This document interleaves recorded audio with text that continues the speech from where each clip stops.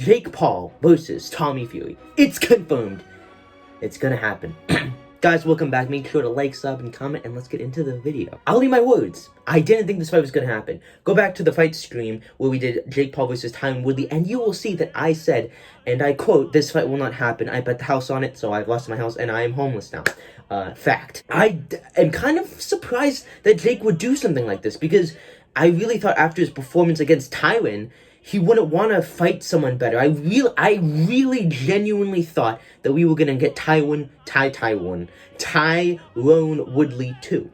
I still think that Woodley is Jake's best opponent thus far, and I do think that if they were to fight again, Tyron easily beats Jake Paul, and Tyron is actually training and is still going in the gym, and that is honestly impressive that he is wanting it that much. And again, if Tyron Woodley was just a little bit better than what he was in the fight against Jake, he would have won that fight. Now, having said that, let's focus on Jake Paul versus Tommy Fury. So, who do I think is going to win? It's easy. It's Timmy. It's Tommy Fumbles. Honestly. I mean, obviously. Now, why do I say this? Now, I am going to bet against Jake, which is something that sometimes gets people into trouble, but I'm gonna risk it because I think it's fair to say we can go against Jake. Now, why? Fact. Tommy Fury is a better boxer and has the skills and the tools to beat Jake Paul 10 times out of 10. Now, having said that, I think that, you just have to go back and watch the fights and see that Jake is just not as good as Tommy. Now, Tommy does have his flaws, and I think his biggest one is his mentality. And this is where I think Jake has the edge, the mentality. And we know he plays mental games, Tommy fumbles, and he could really get to Tommy. And the only way I see Tommy losing, is if Jake gets into his head, which I think he might. And we know that Tommy, I guess, choked a little bit with Anthony Taylor, and he wasn't able to do exactly everything he wanted to do. And ultimately, I do believe that the mentality will be the downfall of Tommy Fury if he is to lose. And if Jake is to win, it will be when technique goes out the window. It will be kind of like KSI versus Logan Paul 1, where KSI just swings wildly, but he wins because of that, because of the heart, because of the mentality. And that's why I think that's how I think Jake will win. And that's honestly could be a very likely, realistic scenario. It's a 50-50 fight. Jake could win, Tommy could win, but Jake won't win purely based on technique, but purely based on mentality and the will to win. And there's a lot of unknowns with Tommy. Does he have good stamina? Can he come up from a knockdown? Can he get hit with a good punch? Does he have this mentality? Because Jake he's already checked those things off.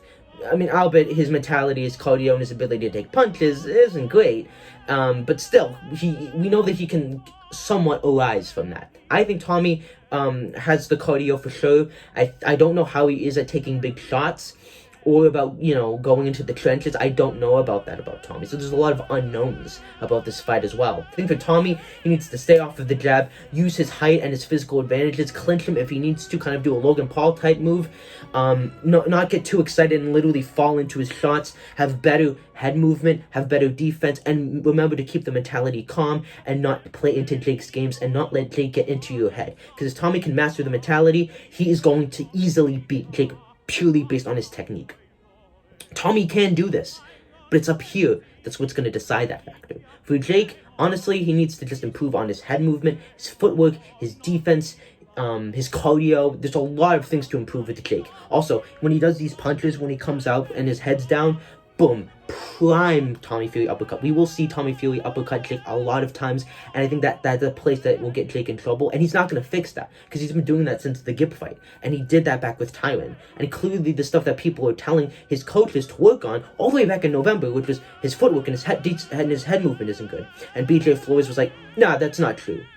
It's pretty true now, and we've seen the flaws, but they won't admit it to themselves. Also, like I predicted, Jake said that Tyron's going to be a tougher fight than Tommy. I think that Jake is underestimating Tommy, and I think this fight might actually be harder than the Tyron fight. And I think that Tommy might hit Jake, and Jake might be like, whoa, might be surprised. So that's a good thing. That is a good thing.